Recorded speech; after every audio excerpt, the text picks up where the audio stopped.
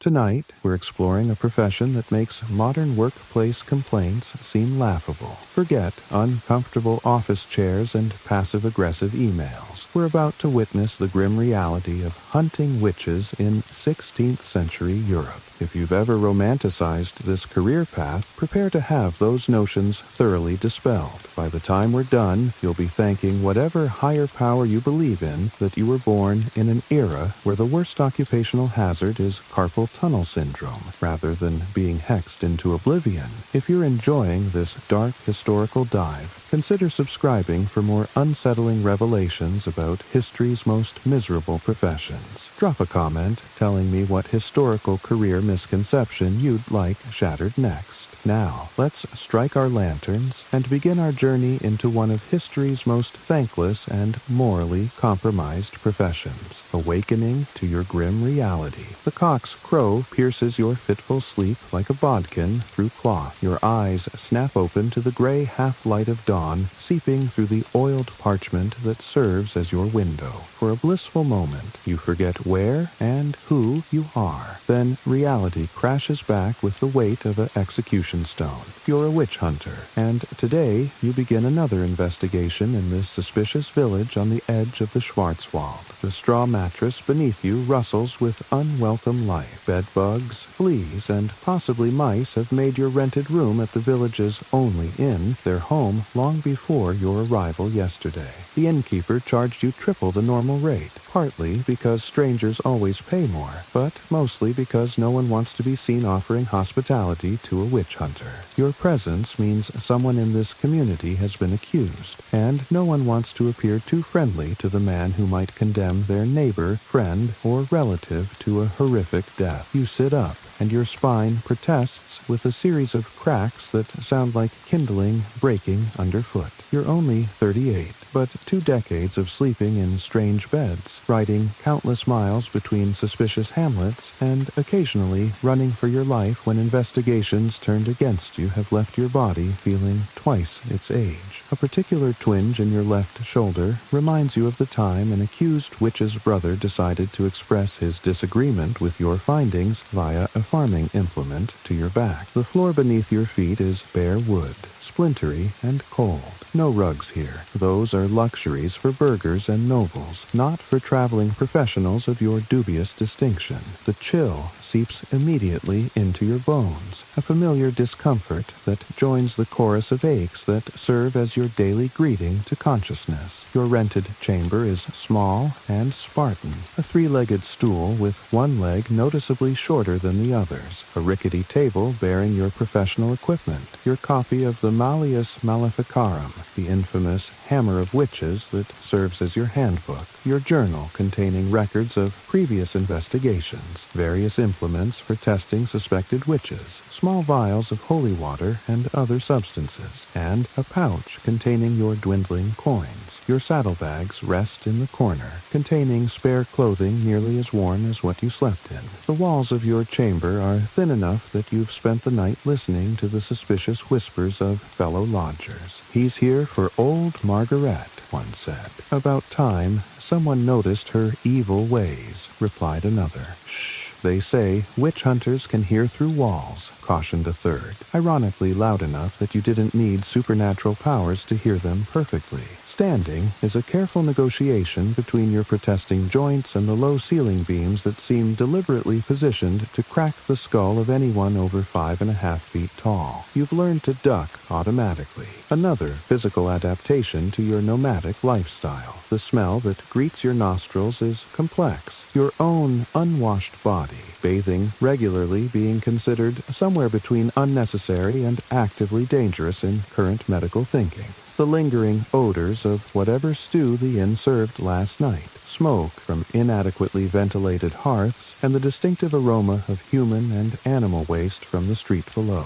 It's a bouquet you've become so accustomed to that you only notice it in the first moments of wakefulness, before your senses dull to the constant olfactory assault that defines pre-modern European life. This is your reality, a suspicious stranger in a hostile village, about to begin the process of determining whether an accused person has trafficked with the devil or is merely the victim of local politics, grudges, or superstition. Your findings will likely determine whether someone lives or dies, yet you'll be mistrusted by all sides regardless of your conclusion. Welcome to another day in the life of a professional witch hunter, a career that combines the worst aspects of being a tax collector, a grave digger, and the bearer of history's most unwelcome news, the morning ablutions of indignity. Having peeled yourself from your insect-infested bedding, it's time to consider the laughable concept of personal hygiene in the late 16th century. This is not the refreshing start to your day depicted in those cheerful morning routine videos on social media. This is survival-level maintenance of a body constantly under assault from the elements, parasites, and the general filth of pre-industrial living.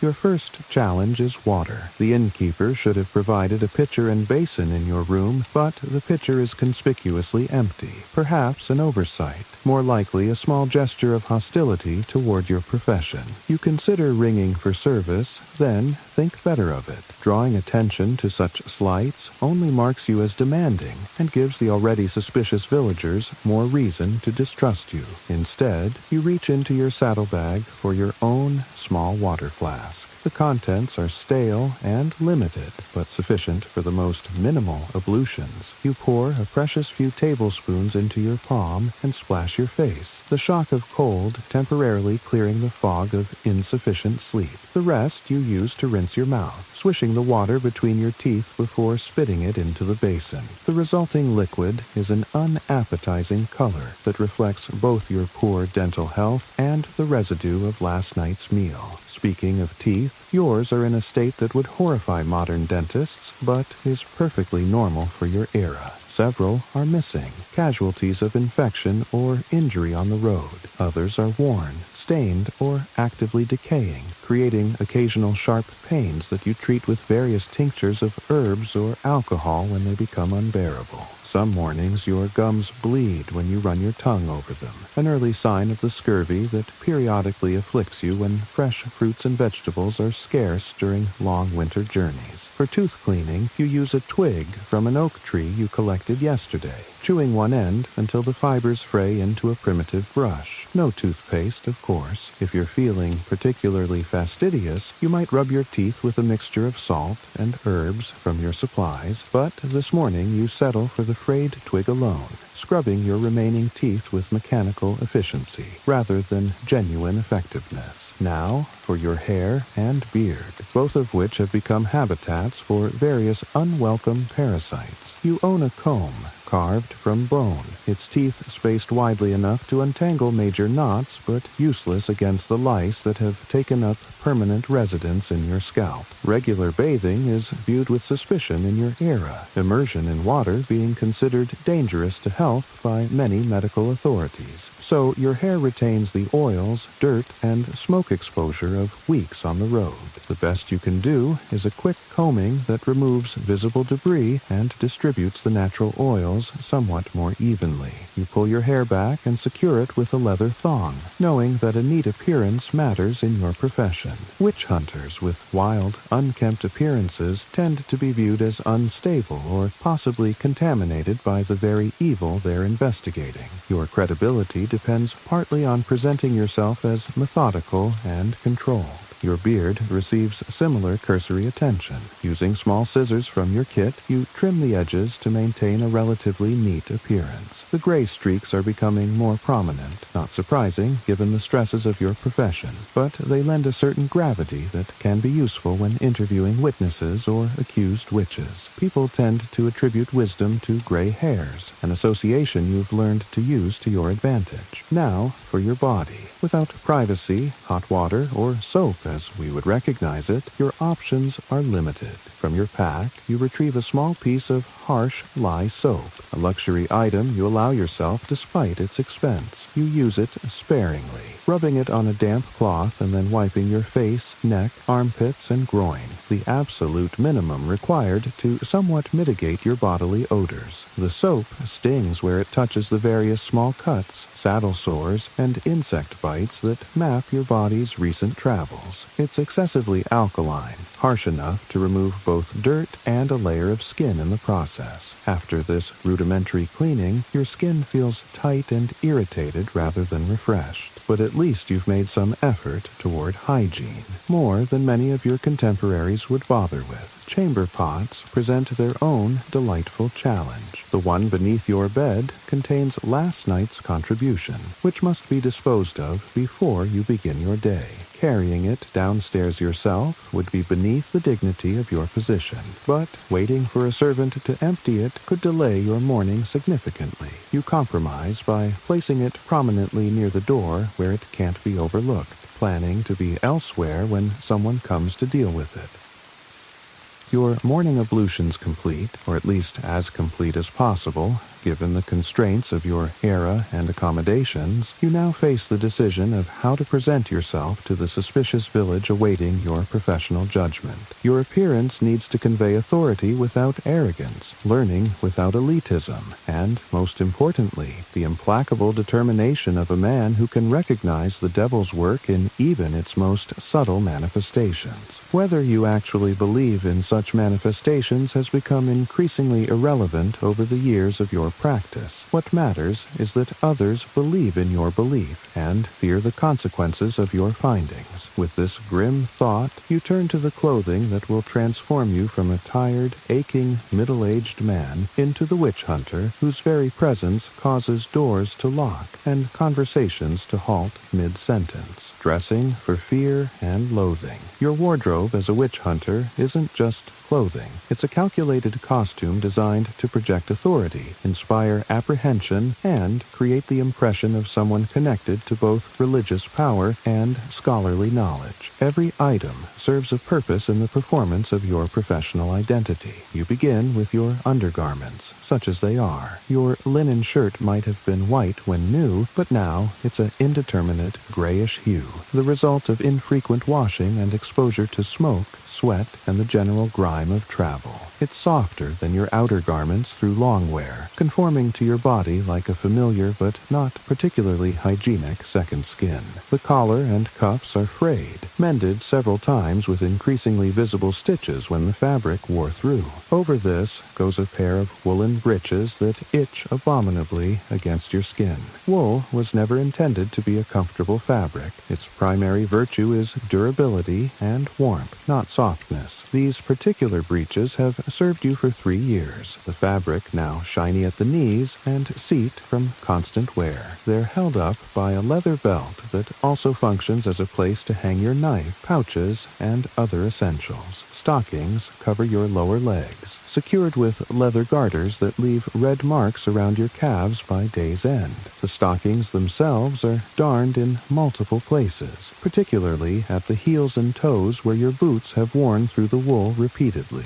Like most of your clothing, they're dark in color, partly for the serious impression this creates, partly because dark fabrics better hide the inevitable stains of traveling life. Your boots are among your most valuable possessions, representing a significant investment that's essential to your mobile profession. Made of sturdy leather with thick wooden soles, they've been resoled twice and repaired countless times. They're not particularly comfortable, having been made to approximate rather than match the shape of human feet, but they're durable enough to withstand miles of travel through all weather conditions. The leather is stiff this morning, having gotten damp in yesterday's rain and dried unevenly overnight. The centerpiece of your professional appearance is your doublet, the fitted outer garment that gives structure to your silhouette. Yours is black, not just for the intimidation factor, but because the expensive dye suggests prosperity and status. The fabric is beginning to fade at the elbows and seams, but in the dim interior light of peasant dwellings, it still creates the impression of somber authority you require. Small brass buttons fasten it from waist to throat. an unnecessarily laborious design that nevertheless adds to the formal appearance. Over the doublet, you wear a sleeveless jerkin of leather, providing additional warmth and protection while allowing freedom of movement. Various small pockets sewn into the lining contain items you might need at a moment's notice: a small silver cross, scraps of parchment for taking notes, a piece of chalk for marking protective symbols if necessary. Your cloak is perhaps your most theatrical garment, a heavy wool affair that swirls impressively when you turn suddenly, a movement you've practiced to startle confessions from the weak-minded. Black like your doublet, its lining is a dark red that's only visible when the cloak moves, creating a momentary impression of blood that works on a subliminal level to unsettle observers. The clasp is silver, shaped like a hammer to symbolize your dedication to crushing diabolical influence wherever it appears. Headwear is crucial to your professional image. Your broad-brimmed black hat creates literal and figurative distance between you and those you interview, shadowing your eyes and making your expressions harder to read. The style is austere rather than fashionable, marking you as a man of serious purpose rather than worldly concerns. When meeting with local authorities, the hat serves as a reminder of your special status, neither fully religious nor purely secular, but occupying an ambiguous position of authority derived from both spheres. Gloves complete your ensemble: thick leather affairs that serve practical purposes, protection from cold, avoiding direct contact with suspicious objects, while also creating a symbolic barrier between yourself and those you investigate. They're permanently stained with various substances from your examinations, a visual record of your professional history that you don't bother to explain to the curious or horrified. Fully dressed, you inspect yourself in a small polished metal mirror from your pack, your only means of verifying your appearance. The reflection shows not the uncertain, aching man who woke in a flea-infested bed, but the imposing figure of professional rectitude and judgment that strikes fear into accused and accusers alike. Whether this transformation convinces you is irrelevant. What matters is that it convinces others. As a final touch, you hang a small leather pouch around your neck containing various protective herbs, religious symbols, and other items believed to ward off evil influences. Whether these actually protect you from anything is questionable, but they contribute to your professional image and, more importantly, protect you from accusations of being inadequately prepared for diabolical encounters. In a profession where suspicion comes from all directions, these small defensive measures are as much about politics as actual spiritual protection.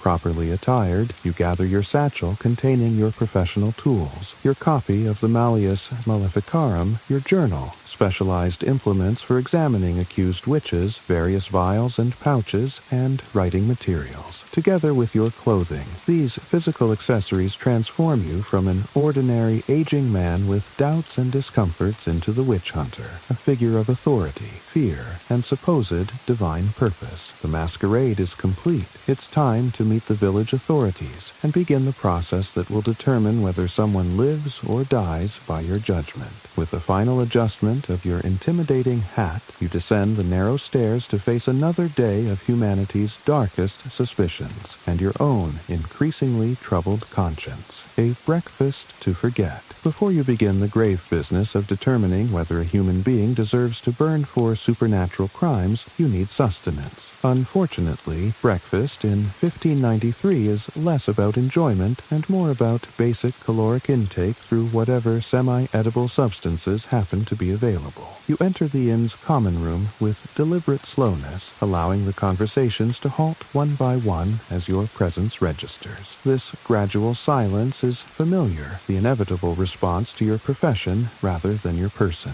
By the time you reach an empty table in the corner, the room has fallen into uneasy quiet, broken only by the crackling of the hearth fire and the nervous clearing of throats. The innkeeper approaches with visible reluctance, wiping his hands repeatedly carefully on his stained apron. "Master Witch Hunter," he mumbles, his eyes fixed somewhere in the vicinity of your left shoulder. "What can we provide for your morning meal?" This question is largely rhetorical. Inns don't offer menus or choices. You eat what's available, or you don't eat at all. Still, the pretense of service is maintained. "Whatever you're serving," you reply, your voice deliberately pitched lower than your natural speaking tone, a technique you've developed to command attention and suggest authority. "And ale." The innkeeper nods and retreats to his kitchen, visibly relieved to escape your presence. Around the room, conversations gradually resume, though noticeably quieter and more circumspect than before your arrival. You catch fragments, speculation about who might have summoned you,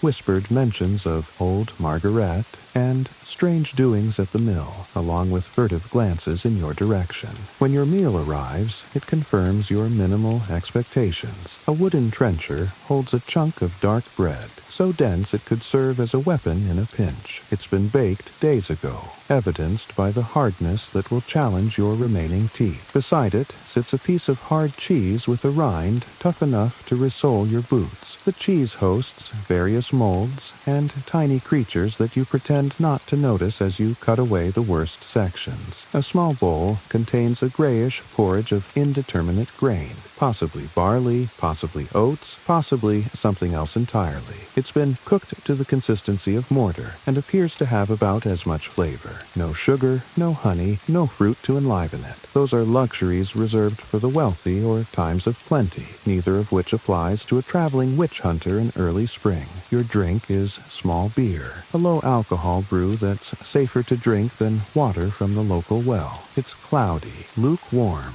and tastes primarily of the wooden barrel it's been stored in. The alcohol content is minimal, just enough to kill some of the more enthusiastic bacteria that might otherwise cause immediate digestive distress. This meal represents neither pleasure nor nutrition as we would recognize it today. It's simply fuel, dense carbohydrates and minimal protein to keep you functioning through a day of investigation, interrogation, and the psychological warfare that defines your profession. The bread provides calories, the cheese some protein, the porridge bulk, and the beer hydration marginally safer than raw water. Together, they constitute what passes for a decent breakfast for a man of your middling status. You eat methodically, without apparent enjoyment. Your public persona as a witch hunter doesn't include human pleasures like savoring food. You are careful to project an image of ascetic functionality, a man too concerned with spiritual warfare to be distracted by worldly enjoyments. This professional demeanor serves multiple purposes, including discouraging unnecessary conversation and maintaining the aura of otherworldly focus that makes your judgments seem more authoritative. As you chew the unyielding bread, you observe the room carefully, gathering information before your formal investigation begins. The innkeeper's wife whispers urgently to a young maid, who glances at you with undisguised fear before hurrying out the door, likely to spread word of your presence to those who haven't yet heard. Two older men at a table near the hearth are engaged in a heated but whispered argument, occasionally gesturing in your direction. A younger man, sitting alone, watches you with calculation rather than fear, suggesting he might be connected to whoever summoned you to this village. The nutrition derived from this meal is minimal at best. The dense bread provides calories, but few nutrients. The cheese offers some protein and fat, though much of its substance will pass through your digestive system unprocessed, due to the human gut's limited ability to break down aged dairy. The porridge might contain the trace minerals depending on how it was prepared, but any vitamins have been thoroughly destroyed by prolonged cooking. This dietary deficiency is a chronic condition of your professional life. Extended travel between villages means irregular meals, limited access to fresh foods, and frequent periods of near fasting when investigations take you away from established meal times. Your body shows the effects in subtle ways: the bleeding gums of incipient scurvy, the perpetual fatigue of protein deficiency, the minor tremors of nutritional imbalance that you've learned to hide when conducting examinations. You finish your meal with neither satisfaction nor complaint, leaving a few coins on the table, paying rather than demanding free service, a small but significant distinction between yourself and the truly corrupt witch-finders who exploit their position for every possible advantage. This minor ethical compromise, paying for bad food rather than demanding good food for free, exemplifies the complex moral territory you navigate daily.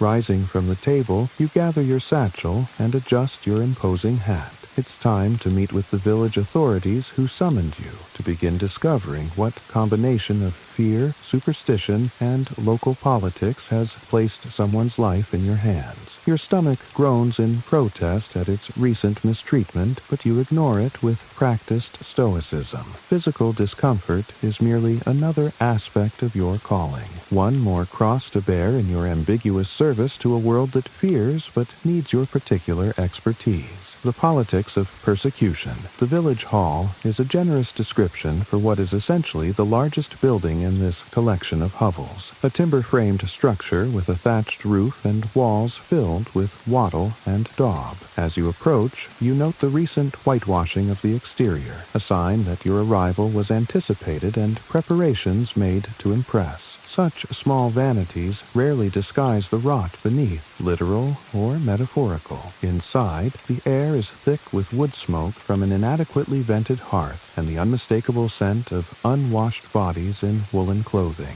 6 men rise as you enter. The village council, comprising the wealthiest farmers, the miller, the blacksmith, and the local bailiff who enforces whatever passes for law in this remote outpost of civilization. No clergy are present, which you note immediately. Either the local priest is himself under suspicion, or more likely, he has wisely distanced himself from proceedings that may eventually require awkward moral compromises. The headman steps forward, distinguishable from his peers by a slightly less threadbare doublet and the massive ring of keys hanging from his belt. His beard is streaked with gray, his nose a map of broken veins, suggesting a fondness for strong drink. He offers a shallow bow, not enough to suggest deference, just sufficient to acknowledge your specialized authority. Master Witch Hunter, he begins, bestowing upon you a title that exists primarily in the popular imagination, rather than any official ecclesiastical or legal designation. We are grateful for your prompt arrival. Our village has been plagued by unnatural occurrences these past months. You've heard variations of this opening statement in dozens of villages across the countryside. It's always unnatural occurrences, never specific accusations at this stage. The authorities want you to draw out the details, to give their suspicions the weight of expert validation. You respond with a practiced nod, neither confirming nor denying the supernatural implications, and take the offered seat at the head of the rough wooden table. Tell me of these occurrences, you say, opening your journal and preparing to write. Your voice is deliberately pitched lower than your natural speaking tone, a technique you've developed to command attention and convey gravity. What follows is predictable. Crops failing in certain fields but not others. Livestock born with deformities or dying unexpectedly. Milk curdling without apparent cause. Children falling ill with symptoms that baffle the local wise woman. A hailstorm that damaged the eastern fields while sparing the western ones. Each council member contributes his own tale, each clearly rehearsed and embellished in the retelling. You note everything without comment, your pen scratching across the paper. Experience has taught you that what matters is not the events themselves. Most have perfectly natural explanations, but the pattern of blame emerging from the accounts. You're mapping the village's internal conflicts as much as any supposed supernatural activity. Eventually, the headman clears his throat for the real purpose of the meeting. There is a woman, he says, his voice lowering conspiratorially, a widow who lives at the edge of the village near the old oak wood. Strange lights have been seen near her cottage at night. She gathers herbs no decent person recognizes, and since her husband's death 3 years ago, she has supported herself too well for a woman alone. There it is, the true concern beneath the supernatural dressing. A woman existing independently, neither destitute nor remarried, challenging the social order by her very self-sufficiency. You've encountered this particular witchcraft dozens of times. Her name, you ask, pen poised. Margaret Zimmerman. The miller interjects, too quickly. You note how his hand clenches on the table. There's history there. Some personal grudge or rejected advance, perhaps. The widow Zimmerman owns the North Field, does she not? Asks the bailiff, addressing the headman rather than you, the one bordering your new pasture. A flash of annoyance crosses the headman's face, quickly suppressed. Her claim to that land is questionable at best, he says stiffly. Her husband bought it from old Friedrich, who was not in his right mind near the end. The actual complaint emerges from beneath the supernatural accusations. Land disputes, potential inheritance, a woman holding property that men desire. Tale as old as property itself. And what of the priest? You ask, deliberately changing the subject to watch their reactions. Does he share your concerns about Widow Zimmerman? The men exchange glances, a ripple of discomfort passing between them. The blacksmith, a mountain of a man with hands like cured hams, speaks for the first time. Father Dieter is new to our parish. He lacks understanding of local matters. Translation: the priest has refused to endorse their witch hunt and property grab. Not all clergy are willing to participate in such proceedings, especially the younger or more educated ones familiar with the Church's increasingly skeptical stance on witch panics. This complicates your task, but might provide some balance against the Council's obvious agenda. I see, you say neutrally, making another note. And are there other individuals in the village who have exhibited unusual behaviors or been associated with these strange occurrences? This question always reveals the social fault lines. If only one name is offered, the proceedings are clearly targeted. If multiple names emerge, you're dealing with a wider panic or a more complex web of grudges and suspicions. The council members glance at each other again, a silent negotiation occurring through raised eyebrows and small gestures. Finally, the miller speaks. The daughter of Zimmerman has her mother's ways, and old Agnes, who midwives, has strange knowledge of herbs and births, predictable additions. The younger woman who might inherit the contested property, and an older woman with medical knowledge that gives her status independent of male authority. The pattern is so familiar you could have written these names before entering the village. I will need to interview these individuals, you state, closing your journal with deliberate slowness, separately and without interference. I will also require access to their homes to search for evidence of maleficia, objects or substances used in the working of harmful magic. The headman nods too eagerly. Of course, we have prepared the storeroom behind this hall for your examinations. It is private and secure, meaning windowless, likely damp, and intimidating to the accused. Another standard of preparation, as if there exists some unwritten manual for villages preparing for a witch investigation. I will also require private accommodation for my written work and analysis. You continue. My process requires solitude and contemplation. This is both true and strategic. Isolation protects you from the constant pressure these men would otherwise exert to reach the conclusions they desire. It also creates mystery around your methods, enhancing your authority through deliberate obscurity. The priest's house has a second room, the bailiff suggests, an interesting choice that positions you under the reluctant clergyman's roof, perhaps hoping to create friction between two sources of competing authority. You rise, signaling the end of this initial meeting. I shall begin my investigation immediately. Have Widow Zimmerman brought to the examination room at noon. I will require the morning to prepare my instruments and consult my texts. The council members stand, bowing with varying degrees of sincerity. As they file out, the bailiff lingers behind, waiting until the others have left before approaching you with lowered voice. Master Hunter, he says quietly, I would speak plainly, if I may. Without waiting for permission, he continues, the widow Zimmerman's field flooded last spring, bringing rich silt that made it the most fertile in the village. The headman offered to buy it for half its value. When she refused, he shrugs, the gesture completing his thought more eloquently than words. You observe him carefully, noting the intelligence in his eyes. Not all village officials are corrupt or superstitious. Some simply find themselves caught in the machinery of greed and fear that powers these investigations. His warning confirms your suspicions, but creates its own complication. Now, you must determine whether he speaks from concern for justice or from some competing interest of his own.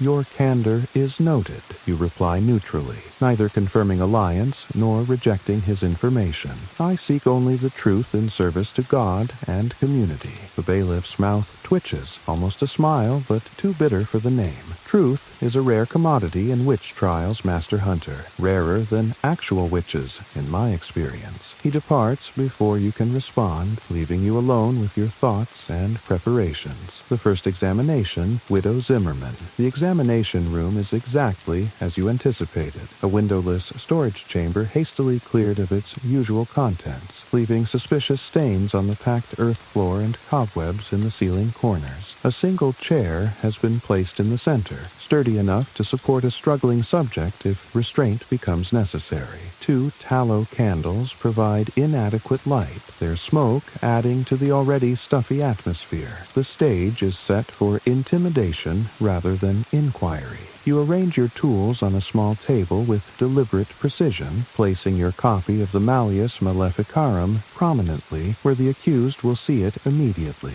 The physical environment of an interrogation speaks as loudly as words, creating anxiety and uncertainty that can prompt admissions, false or true, more effectively than direct questioning. When the door opens, 2 men usher in a woman who confounds your expectations. Margaret Zimmerman is perhaps 50. Her hair more silver than gray, pulled back in a simple knot at the nape of her neck. Her dress is plain but well maintained, her apron spotlessly clean despite having been dragged from her home to this makeshift prison. Most surprising is her expression, not fear or defiance, but a weary resignation that suggests she's been anticipating this moment for some time. Leave us, you command the guards, who hesitate momentarily before complying. Their reluctance tells its own story. They've been instructed to observe the proceedings, likely to report back to the headman. You make a mental note of this attempted manipulation. When the door closes, you gesture to the chair. Sit, Widow Zimmerman. She does so with dignity, folding her work-roughened hands in her lap. Up close, you can see the intelligence in her eyes and the lines of hardship etched into her face. This is no raving madwoman or simpleton easily led into confession. Do you know why you have been brought here? You begin, the standard opening to your interrogations. Because Jakob Müller wants my field and cannot legally take it, she answers directly, naming the headman without hesitation.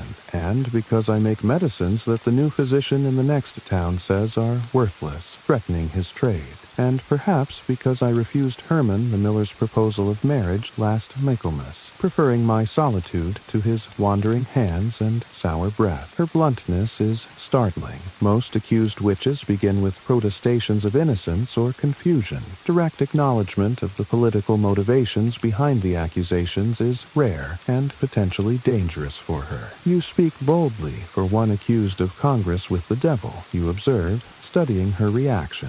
A flash of anger crosses her face, quickly controlled.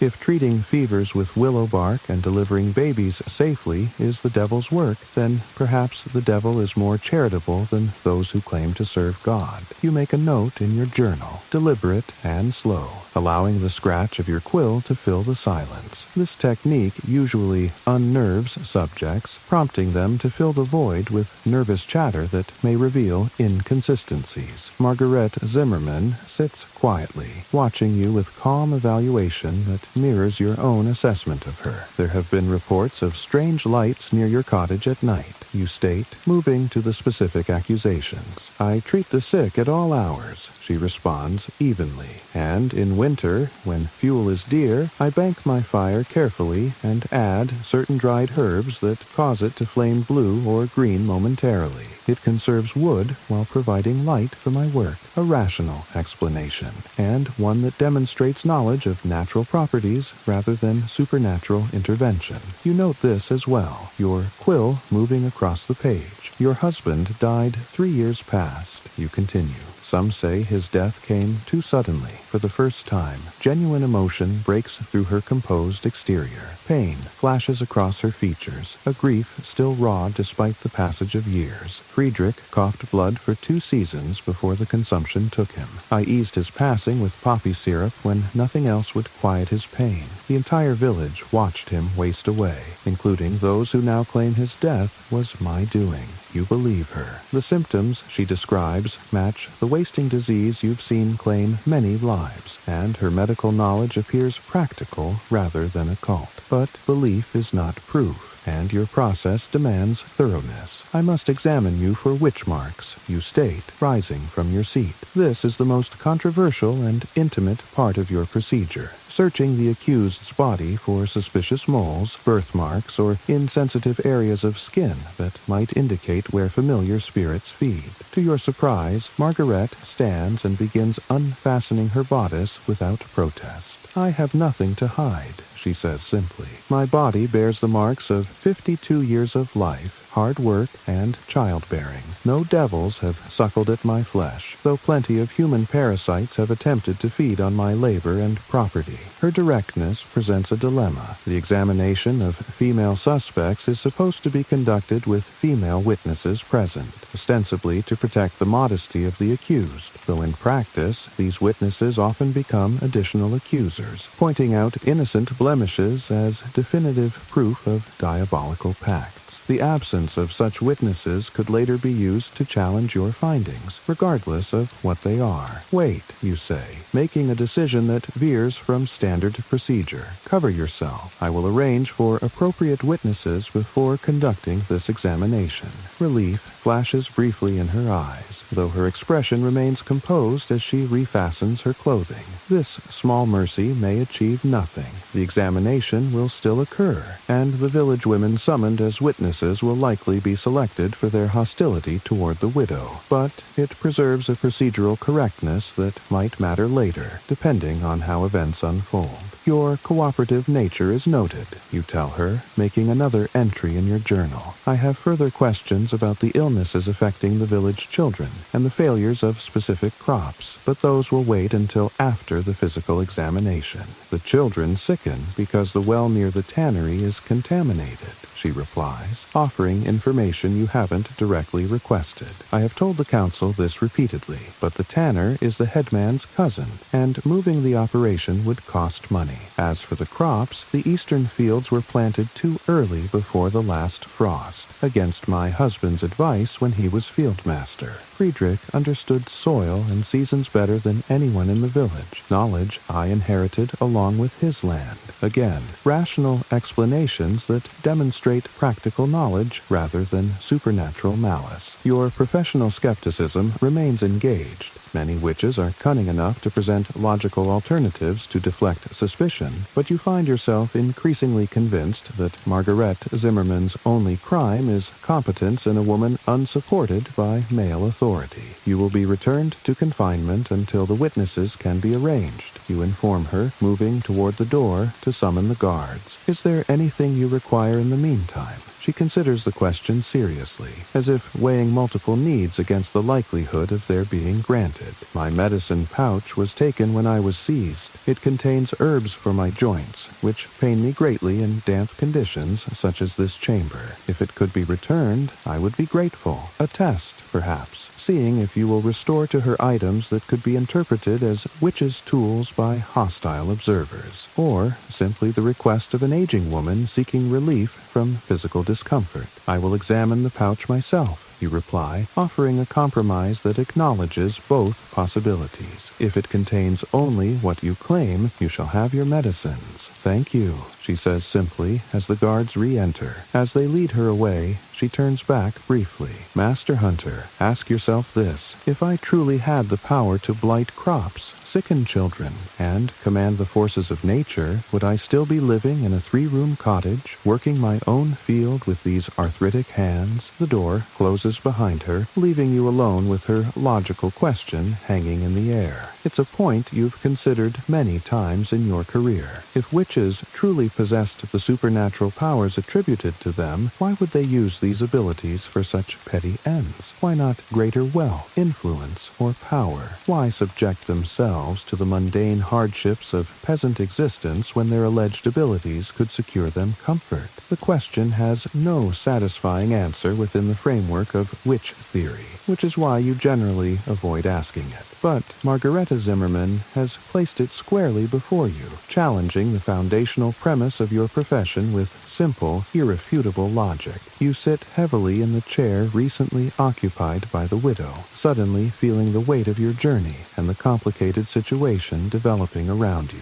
This case has already departed from the familiar pattern of terrified denials, followed by desperate confessions under pressure. Margaret's clear-eyed assessment of her accuser's motives and her rational explanations for the supernatural events present a challenge not to your investigative abilities, but to your conscience. As you review your notes, the door opens again without warning. The village priest enters, his youthful face set in determined lines. I understand you've spoken with Widow Zimmerman, he says without preamble. I would hear your impressions before the village council further influences the proceedings, another complication in an increasingly complex situation. The priest's intervention represents yet another political faction in this small community drama, one potentially more aligned with justice than the landowner's naked greed, but bringing its own theological and institutional agendas. Your task of discerning truth from manipulation grows more challenging by the hour. The midnight search and moral reckoning. Night has fallen by the time you slip away from the priest's house where you've been lodged, your lantern shuttered to provide minimal light while attracting minimal attention. The village sleeps, or at least pretends to, as you make your way toward Margaret Zimmerman's cottage at the settlement's edge. This unorthodox nocturnal investigation violates proper procedure, but it may be your only opportunity to examine evidence untampered by the council's obvious agenda. The cottage stands apart from other village dwellings, near the edge of a small oak wood. Its isolation is both the result of Margaret's status as a widow and convenient for those wishing to claim she consorts with spirits in the forest. The structure itself is surprisingly well maintained. Thatching recent and neat, walls straight, a small garden of herbs and vegetables showing careful tending despite its owner's absence. You enter cautiously, aware that unauthorized search could undermine your authority if discovered. The cottage's interior is modest but orderly, illuminating much about its inhabitant. A hearth dominates one wall with dried herbs hanging above it,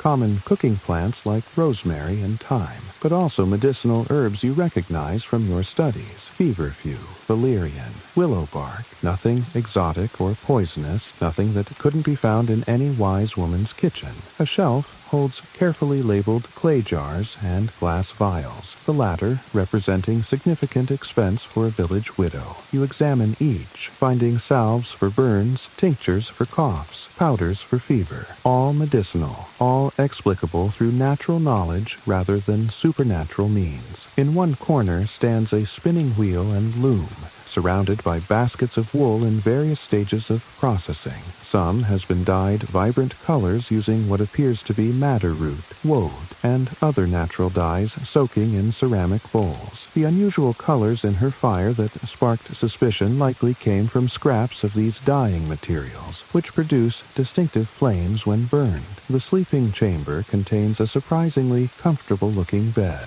a luxury Margaret has apparently prioritized, perhaps perhaps due to the joint pain she mentioned.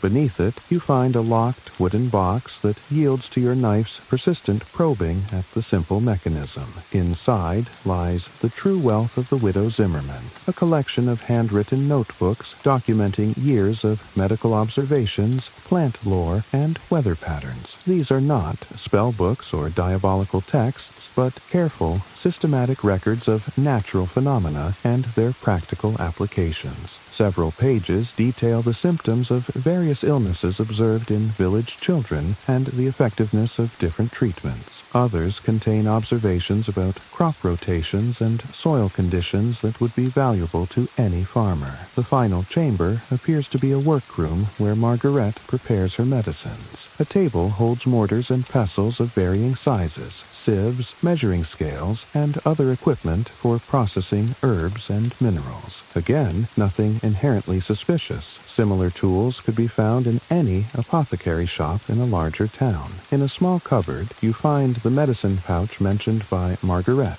containing exactly what she described. Herbs mixed with beeswax to form a salve, likely for her arthritic joints. You pocket this, intending to return it as promised. As you complete your search, two facts become increasingly clear. First, there is absolutely no evidence of witchcraft or demonic influence in this cottage. Second, Margareta Zimmerman possesses exactly the kind of practical knowledge and independence that frequently leads to witch accusations when embodied in a woman without male protection. You sit at her table, making detailed notes of your findings by lantern light. The irony of your position is not lost on you. Your profession exists to hunt supernatural threats, yet increasingly your work reveals only human threats: greed, envy, fear of female independence, and the manipulation of superstition for material gain. A sound at the door interrupts your documentation. You extinguish the lantern immediately, moving silently into shadow with the practiced ease of one accustomed to hostile environments. When the door opens, you are prepared for confrontation. Perhaps council members checking on your activities, or village youth daring each other to enter the witch's dwelling. Instead, a young woman slips inside, moving with the confidence of familiarity. Even in the darkness, her resemblance to Margaret is clear. This must be the daughter mentioned by the council. She lights a small candle from embers still glowing in the hearth, and only then notices your presence, freezing in alarm. "Who's there?" she demands, holding the candle higher. Despite her evident fear, her voice remains steady, her posture defiant rather than cowering. You step forward, identifying yourself. "The witch hunter," you say simply, "and you must be Margaret's daughter." "Hannah," she confirms, watching you warily. "Have you come to find evidence my mother doesn't possess, to plant some forbidden object that will justify burning her?" Her direct accusation catches you off guard. "I am conducting a thorough investigation," you reply stiffly, "one that currently shows no evidence of witchcraft in this home." Hope flashes across her face, quickly suppressed by suspicion. "Then why are you here alone, at night, without witnesses?" A fair question that cuts to the heart of procedural integrity. "To examine the evidence without interference from those who have already determined what they wish me to find," you answer honestly. Hannah studies you for a long moment, weighing your response. Finally, she sets down her candle and pulls a folded paper from her bodice. "If you truly seek justice rather than another dead witch, you should read this." The document she hands you is a land deed, clearly confirming Margaret's legitimate ownership of the disputed North Field, signed and witnessed according to proper legal form. More damning is the second page, a written offer from the headman to purchase the field for 1/3 its value, with a thinly veiled threat about reconsidering the widow's standing in the community, should she refuse. "Where did you get this?" you ask, though the answer is obvious. "My mother anticipated this day," Hannah replies simply. She kept certain papers separate from her home, knowing they might be seized or destroyed when accusations inevitably came. "I am apprenticed to the candle maker in the next village, beyond the council's immediate reach." Clever precautions from a woman who understood the dangerous intersection of her independence, her knowledge, and her valuable property. The written threat transforms this case from ambiguous witch panic to something more clearly corrupt. an attempted theft using superstition as the weapon. This may help your mother's case, you acknowledge, carefully refolding the document. I will need to take this as evidence. Anna hesitates, clearly reluctant to surrender such important protection. And if it disappears before it can be presented, if you decide the council's payment is worth more than my mother's life, her distrust is reasonable, given the corruption she's witnessed. I understand your concern, you reply, reaching a decision that may alter the course of your career. I will document this evidence now, in your presence, and you may keep the original until it's needed for formal presentation. You relight the lantern and open your journal to record the contents of both documents in detail, including exact quotations of the headman's implied threat. Anna watches silently, her shoulders gradually relaxing as she observes your meticulous documentation. Why did you become a witch hunter? She asks suddenly as you finish writing. You seem too thoughtful for such work. The question catches you off guard, both its directness and its insight. Most people you encounter are too frightened or hostile to wonder about your motivations. I began believing I would find real evil, you admit, surprising yourself with your candor. After witnessing a witch burning as a boy and being told the woman's curses had caused crop failures that left my family hungry, I thought I would protect others from such supernatural harm. You close your journal, securing it in your pouch. What I've found instead is human evil using superstition as its cover. Not in every case. Some accused are themselves malicious, using poisons or threats to harm neighbors. But true witchcraft, demonic pacts, I have found far less evidence of the devil's work than of man's capacity for cruelty in God's name. Anna absorbs this confession silently, her expression softening slightly. And yet, you continue in this profession. It's not a question, but a gentle indictment that cuts closer to your conscience than you'd like. It's the work I know, you reply inadequately, gathering your materials to leave. And, occasionally, I can ensure justice is done rather than perverted. Like tonight, she presses, holding the candle higher to study your face. Perhaps, you concede, unwilling to promise outcomes you cannot guarantee. I have found only evidence of healing knowledge and legitimate property ownership. Whether that will be enough against the council's determination remains to be seen. As you move toward the door, Anna speaks again. My mother knows you took an unpopular position in the Rothenberg case last year, that you testified the accused was suffering from melancholy rather than possession, saving her from burning. She pauses, letting this information register. That's why she didn't panic when they came for her. She believed you might actually investigate rather than simply confirm what the council wants to hear. This revelation stops you short. Your reputation precedes you in unexpected ways, not as the fearsome witch finder others prefer to see, but as someone occasionally willing to stand against the tide of superstition. It's both comforting and terrifying to be so perceived, raising expectations you're not certain you can fulfill. I follow evidence where it leads, you say finally, neither promising alliance nor rejecting the implied trust. Your mother's case will be judged on facts, not prejudice or greed. Whether this equivocal assurance satisfies Anna is unclear, but she nods once before extinguishing her candle. I'll return to the candlemaker's house before dawn. What happens next depends on your conscience, Master Hunter. You leave the cottage with more questions than answers, not about Margaret's innocence, which seems increasingly clear, but about your own role in the machinery of persecution you've served for years. The evidence points toward corruption and false accusation, but challenging the council means potentially sacrificing payment, reputation, and future employment. It means becoming the outsider questioning local authority, rather than the expert confirming their suspicions. As you walk back toward the village in darkness, the weight of this decision settles heavily on your shoulders. Tomorrow brings the formal physical examination and further questioning. By tomorrow night, you must determine not just Margareta Zimmerman's fate, but your own ethical path forward in a profession built on fear and frequently corrupted by greed.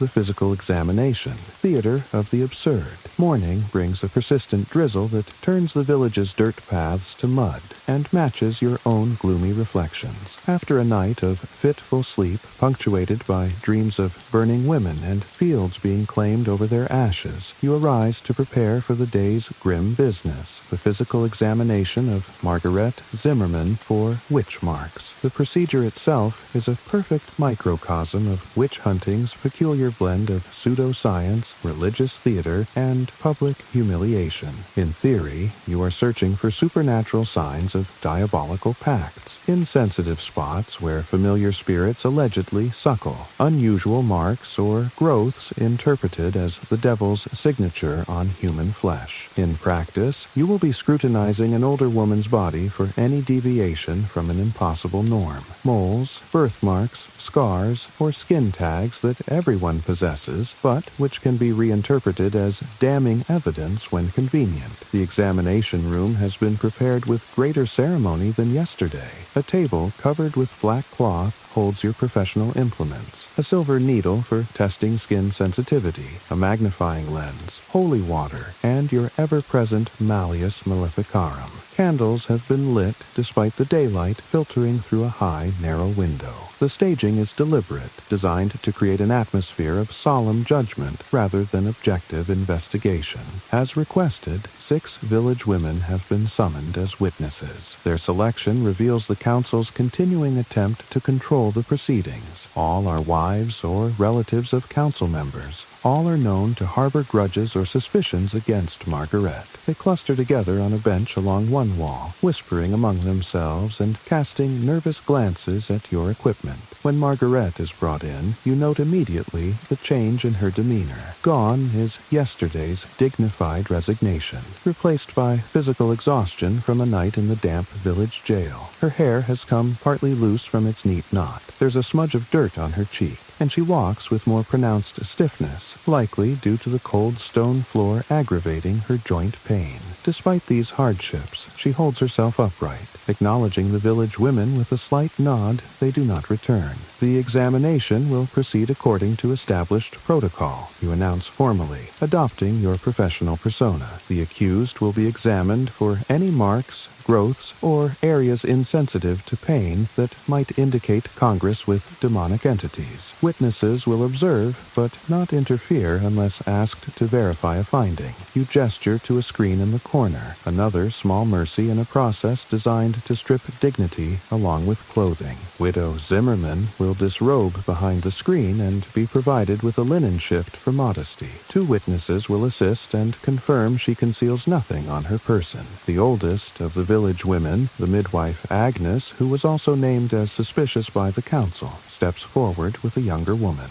An interesting choice. Agnes herself is under a cloud of suspicion, yet has been selected as a witness. The politics of village life continue to reveal their complexity. Behind the screen, there's a murmur of voices and the rustle of clothing. When Margaret emerges in the thin linen shift that reveals the outline of her body while technically covering it, you note Agnes's hand supportively under the widow's elbow. There's a brief exchange of glances between them that suggests solidarity rather than suspicion. Another dynamic to consider in the village's tangled relationships. The accused will stand in the center, you direct, maintaining formal language that distances you from the human reality of examining an exhausted older woman like a specimen. Margaret complies, her bare feet leaving damp impressions on the packed earth floor. You begin with her head, using the pretext of examining her scalp to lean close and whisper, "I have your medicine pouch. It will be returned when possible." Her only acknowledgement is a slight relaxation around her eyes, but even this small comfort feels like a victory against the cruelty of the process. The examination proceeds methodically. You check behind her ears, along her hairline, down her neck, cataloging each freckle, mole, and scar in your journal with clinical detachment. The village women watch avidly, occasionally whispering to each other when you note something in writing. "Turn,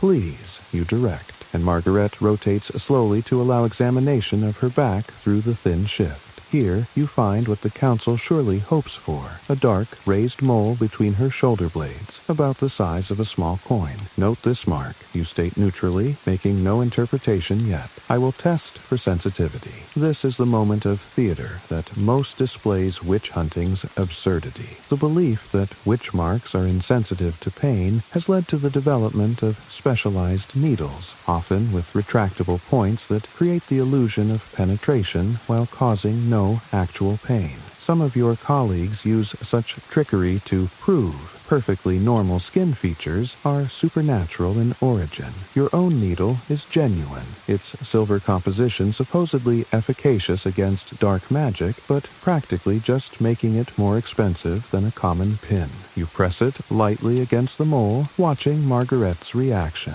She flinches slightly, a normal response to a sharp point against skin. The subject demonstrates normal sensitivity, you record, ignoring the disappointed murmurs from the witnesses who clearly hoped for a more dramatic outcome. That means nothing, one woman objects, the miller's wife, by her resemblance to her husband. Witches can pretend pain to deceive godly investigators. You acknowledge this common belief with a nod while continuing your examination. The impossibility of disproving witchcraft is its most insidious quality. Any evidence of innocence can be reinterpreted as further proof of clever guilt. The examination continues down Margaret's arms to her hands, which bear the calluses and small scars of a lifetime of physical labor. You document a burn mark on her right palm, undoubtedly from cooking or herbal preparations, but exactly the kind of minor injury that could be reframed as evidence of handling supernatural fire. When you must examine her lower body, you do so through the shift, rather than requiring its removal, another small mercy that maintains minimal dignity.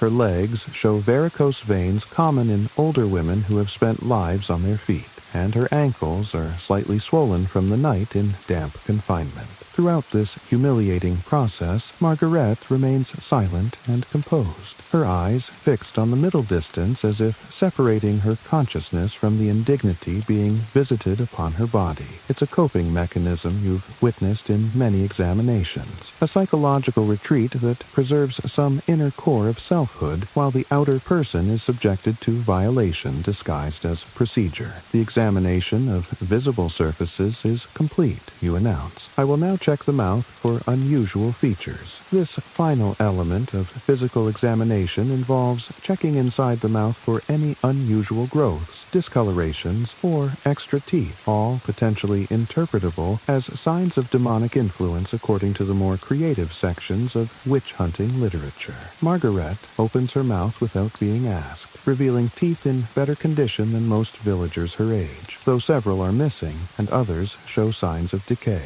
You note this fact in your journal, another ordinary human feature that could be twisted into suspicion by those determined to find witchcraft. An accused too healthy or too sickly, with too many teeth or too few.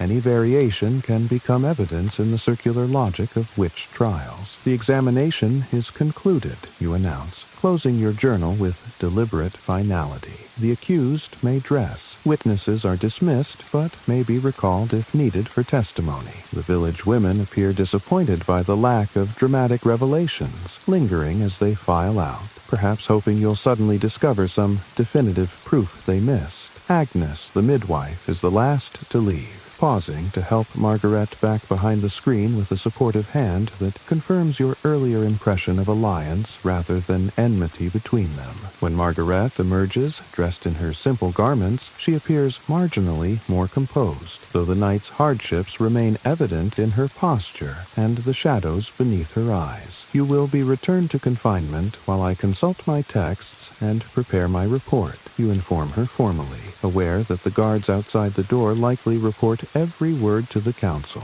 And how long will that be? She asks, her first direct question of the morning. My garden needs tending, and there are villagers who rely on my medicines, the normality of her concerns. Gardens and patients rather than her own precarious situation further underscores the absurdity of accusing this practical woman of supernatural malevolence. The process takes as long as necessary for thoroughness, you reply, the formal answer that commits you to nothing while acknowledging the reality that witch trials often stretch for weeks or months, regardless of evidence. As the guards lead her away, you gather your materials, including the untouched silver needle and holy water. Props in a performance whose outcome is typically determined by politics rather than evidence. The physical examination has revealed exactly what you expected. A normal, older woman's body bearing the marks of a hard-working life, with nothing that any reasonable person would interpret as supernatural. But witch trials are rarely conducted by reasonable people or judged by rational standards. The council wants their outcome, and your professional reputation, not to mention your livelihood, depends on providing expert confirmation of largely invented categories of evidence. The reckoning,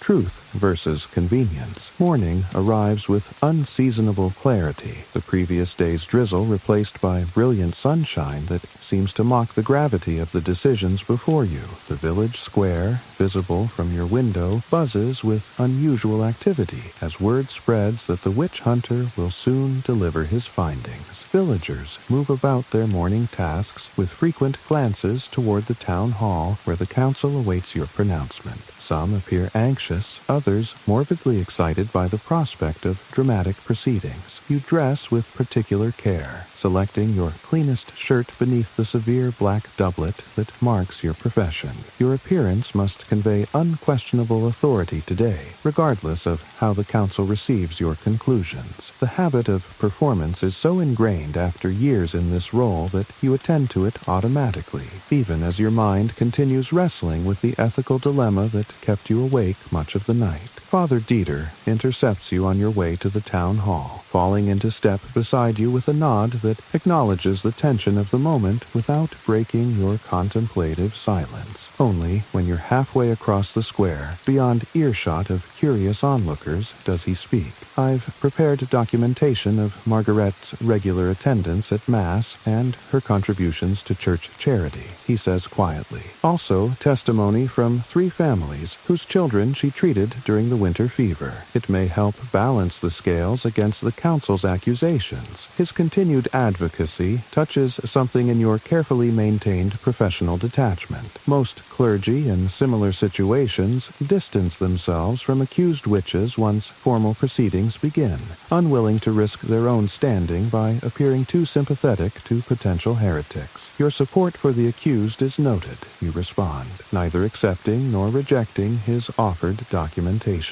Though it may not serve your own interests in this community, the young priest's mouth tightens. My interest is justice under God's law, not popularity with wealthy landowners. I would have thought a man in your position might understand the importance of standing for truth even when inconvenient. The rebuke lands precisely where intended, needle sharp against your conscience. Before you can respond, you arrive at the town hall steps where the bailiff waits to escort you inside. Father Dieter presses a folded document into your hand, his testimonials, before stepping back with a small bow that manages to convey both respect for your office and challenge to your integrity. Inside, the council members have arranged themselves with theatrical gravity behind their table, elevated slightly above the open floor where petitioners normally stand. The room already holds several dozen villagers crowded along the walls, a larger audience than typical for witch trial proceedings. Word of the property dispute has clearly spread,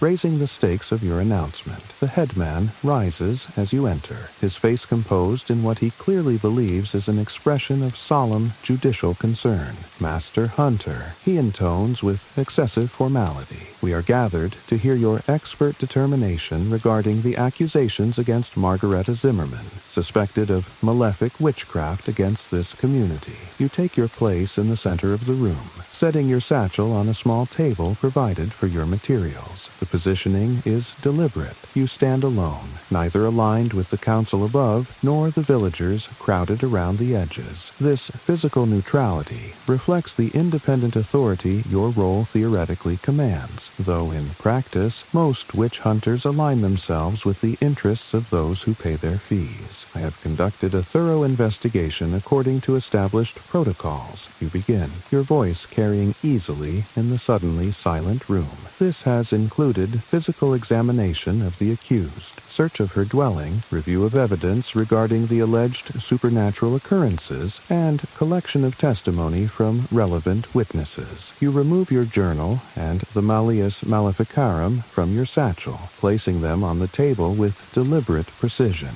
The familiar prop of the infamous witch-hunting manual creates the expected stir among the watching villagers, its presence alone lending weight to whatever pronouncement follows. The physical examination revealed no marks inconsistent with normal aging and a lifetime of physical labor, you state, beginning with the most straightforward evidence. The accused demonstrated normal sensitivity throughout, with no areas suggesting supernatural alteration. A murmur runs through the audience, difficult to interpret as either disappointment or relief. The headman's expression tightens slightly. He had clearly hoped for more definitive evidence from this line of investigation. Examination of the accused's dwelling revealed extensive knowledge of herbal medicine and natural remedies. You continue, maintaining your neutral tone. No artifacts of a diabolical nature were discovered. The unusual colors observed in her fire can be attributed to the presence of dyeing materials used in her textile work, which produce distinctive flames when burned. The miller leans forward, his voice sharp with challenge. She could have hidden her witch tools before your search. Everyone knows witches have secret hiding places for their evil implements. This common objection illustrates the impossible standard of proof in witch trials. Evidence of innocence can always be dismissed as clever concealment, while the flimsiest circumstantial details can be elevated to damning evidence of guilt.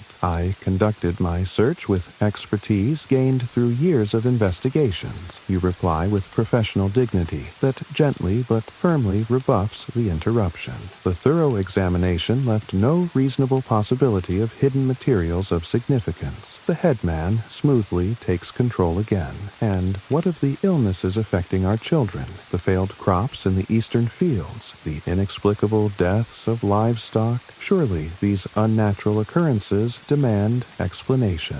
Here is the pivot point upon which your entire finding balances. The easy path, the profitable path, would be to suggest that while no definitive evidence confirms witchcraft, the suspicious timing and nature of these misfortunes warrant further investigation, possibly including judicial torture to extract a confession. Such ambiguous conclusions allow counsels to proceed as they wish while maintaining the fiction of evidence-based process. You take a measured breath, feeling the weight of Margaret's medicine pouch in your pocket where you placed it this morning, a reminder of the human reality behind the political theater unfolding around you. My investigation indicates that the children's illnesses correspond precisely to their proximity to the tannery and its contaminated runoff into the nearby well, you state, your voice taking on new authority as you commit to the harder path. This conclusion is supported by parish records showing similar patterns of illness in previous years, documented by Father Dieter's predecessor. Shocked murmurs ripple through the crowd. The headman's cousin, the tanner, rises halfway from his seat along the wall before being pulled back down by his wife. Regarding crop failures, you continue relentlessly.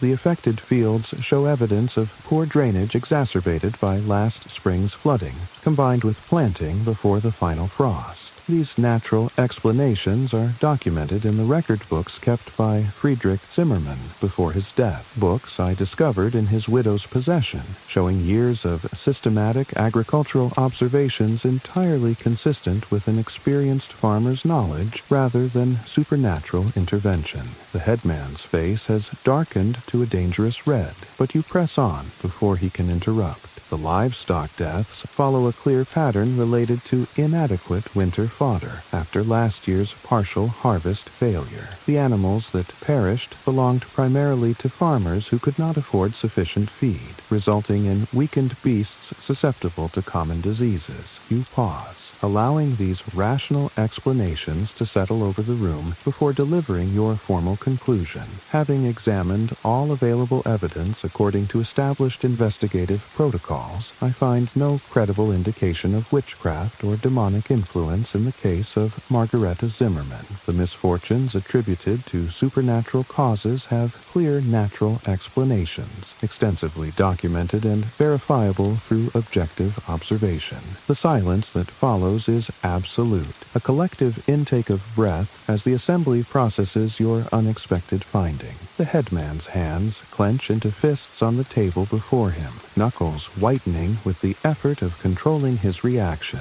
In this momentary stillness, you withdraw a final document from your satchel, the land deed and threatening letter shown to you by Anna, which you retrieved from her early this morning before she departed for the neighboring village. I submit as relevant evidence this legal deed confirming Margareta Zimmerman's legitimate ownership of the North Field, along with written correspondence from certain parties attempting to acquire said property through coercion and threat. You place the document on the table where the council cannot immediately seize it, but where several villagers near the front can clearly see the headman's signature on the letter. This documentation suggests motivation for false accusation unrelated to genuine concern about supernatural threats. The explosion of reaction is immediate. The headman surges to his feet, shouting about slander and exceeding your authority. Villagers press forward to see the documents, their voices raised in confused questions or dawning understanding. The bailiff moves to your side, ostensibly to maintain order, but positioning himself protectively between you and the increasingly agitated council. Above the growing chaos, you raise your voice in formal pronouncement. I declare the accused innocent of all charges related to witchcraft or demonic influence, and recommend her immediate release from confinement with restoration of all property and standing in the community.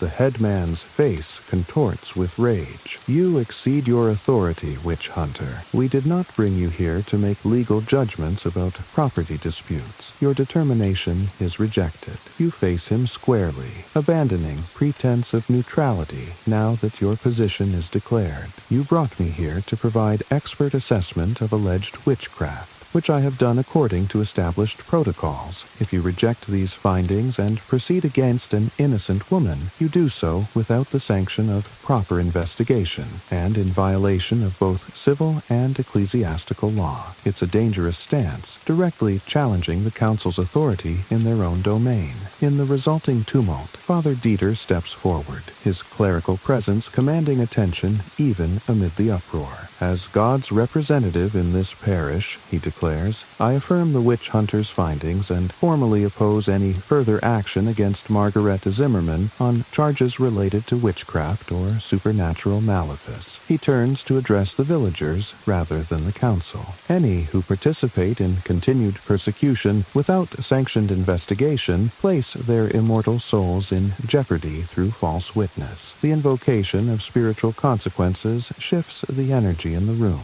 Villagers who moments ago might have followed the council's lead regardless of evidence now exchange uncertain glances, weighing material loyalties against eternal considerations. The headman recognizes his rapidly deteriorating position. His voice drops from outraged shouting to a cold, controlled threat. You'll not receive payment for this performance, witch hunter, and word will spread of your unwillingness to properly serve those who employ your services. I anticipated as much, you acknowledge, beginning to gather your materials with deliberate calm that belies the tension thrumming through your body. Turning your back on an enraged council is a physical demonstration of confidence you don't entirely feel, but appearances matter enormously in this precarious moment. The accused will remain in custody until the council has reviewed these findings, the headman announces, attempting to reassert control over the proceedings. The accused has been declared innocent by sanctioned investigation.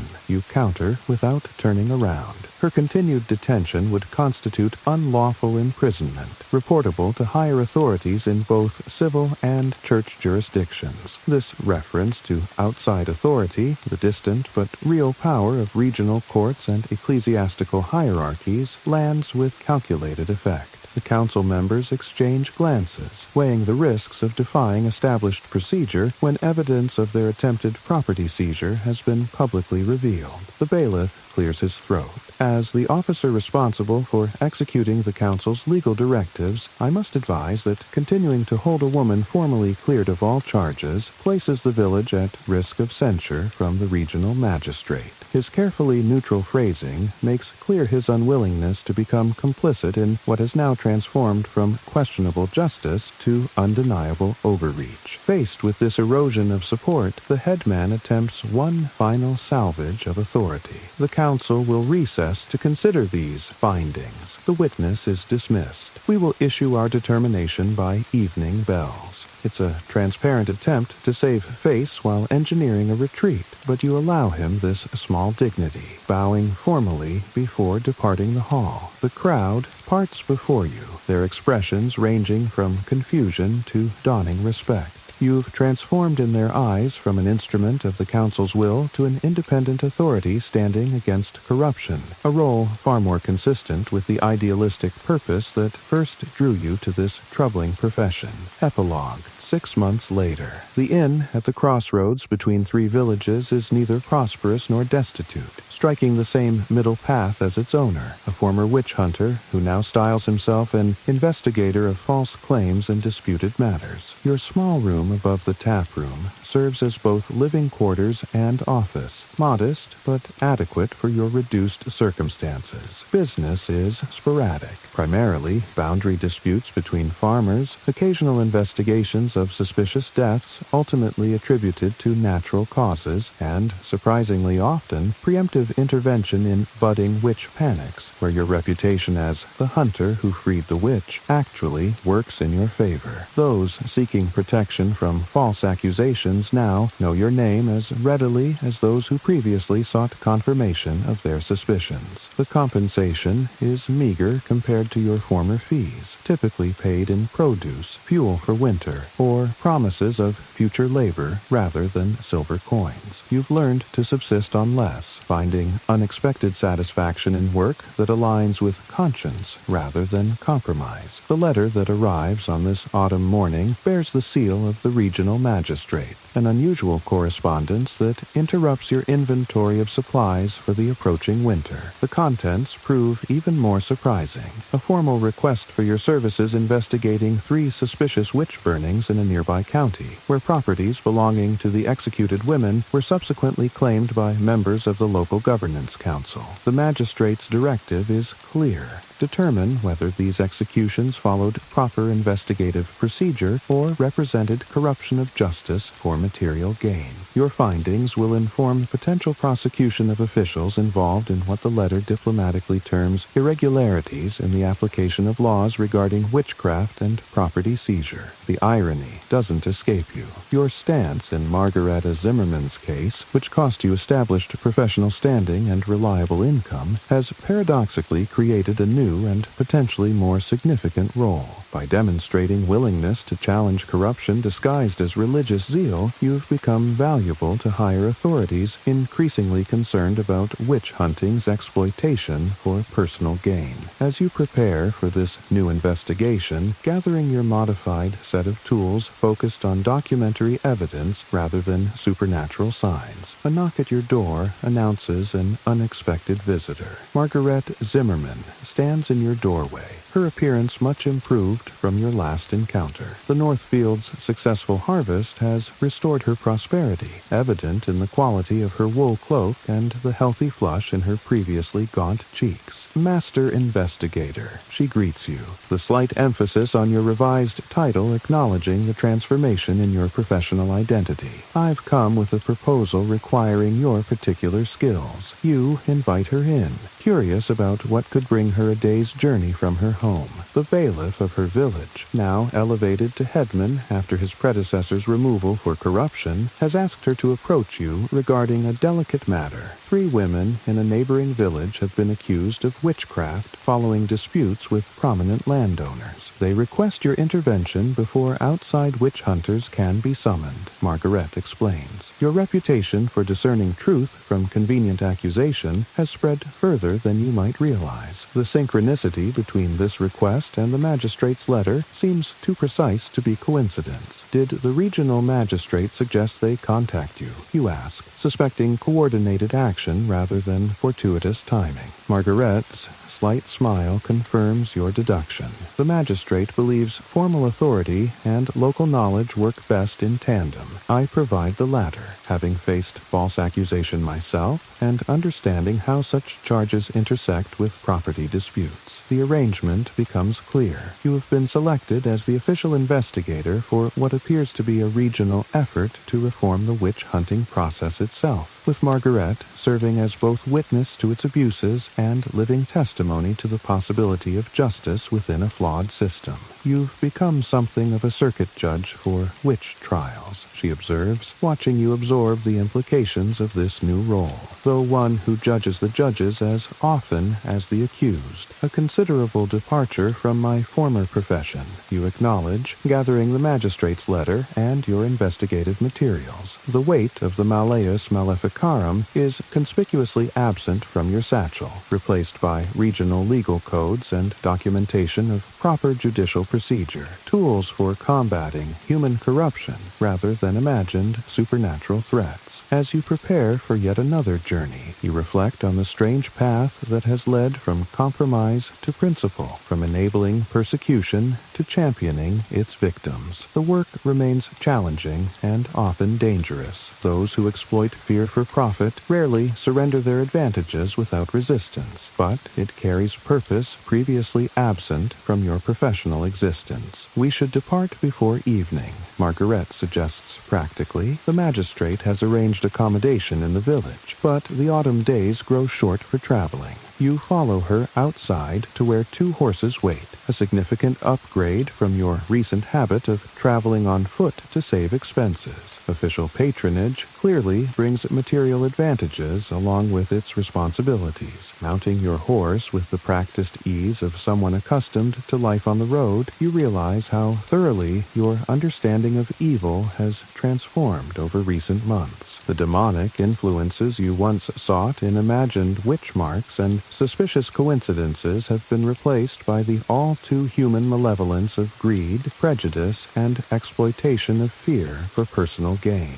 If devils exist in this world, they wear not the supernatural guises of theological imagination, but the mundane faces of corrupt officials, greedy landowners, and those who build power through persecution of the vulnerable. These are the witches you now hunt, those who conjure fear from ignorance and harvest profit from human suffering. As you ride toward new accusations and old patterns of exploitation, your path stretches before you with clearer purpose than at any previous point in your troubled career. The witch hunter has become something else entirely, a hunter of truth in a landscape of convenient lies, an imperfect instrument of justice in a world still darkened by superstition and fear. If you've made it through this grim exploration of witch hunting's reality, perhaps you've gained insight into how easily fear becomes a weapon in the hands of the greedy and powerful. In our modern world, we may have abandoned silver needles and witch marks, but the human tendency to exploit superstition for material gain remains remarkably unchanged. Sleep well, knowing that while professional witch hunters no longer stalk European villages, their spiritual descendants continue to thrive wherever fear can be monetized and scapegoats created for profit. The monsters to truly fear were never the alleged witches, but those who built careers and fortunes on hunting them.